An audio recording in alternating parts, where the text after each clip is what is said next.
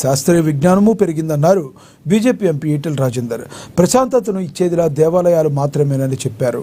సిద్దిపేట జిల్లా మర్కుక్ మండలంలోని వరదరాజపూర్ గ్రామంలో వరదరాజస్వామి ఆలయం పునఃప్రతిష్ఠ కార్యక్రమంలో చెన్నజీర స్వామితో కలిసి ఆయన పాల్గొన్నారు.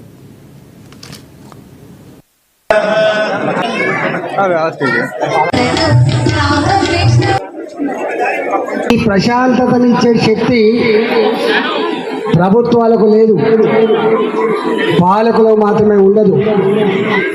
ఈ ప్రశాంతతనిచ్చేటువంటి శక్తి దేవాలయాలకు మాత్రమే ఉంటుంది, సనాతన ధర్మానికి మాత్రమే ఉంటుంది.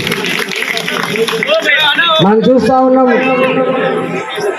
అనేక దేశాలలో ప్రతినిత్యం అనేక రకాల దుష్ట కార్యక్రమాలు, సాంప్రదాయాలు, మారణ హోమాలు జరుగుతూ ఉన్నాయి.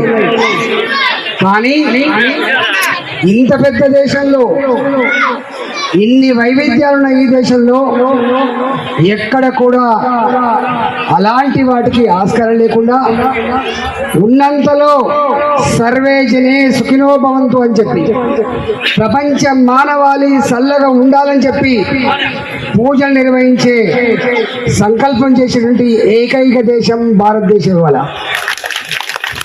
మనం చూస్తూ ఉన్నాం, మన దేశం యొక్క గొప్పతనం మన దేశం యొక్క సాంప్రదాయాల్లో మాత్రమే ఉన్నది. ఆ సాంప్రదాయాల,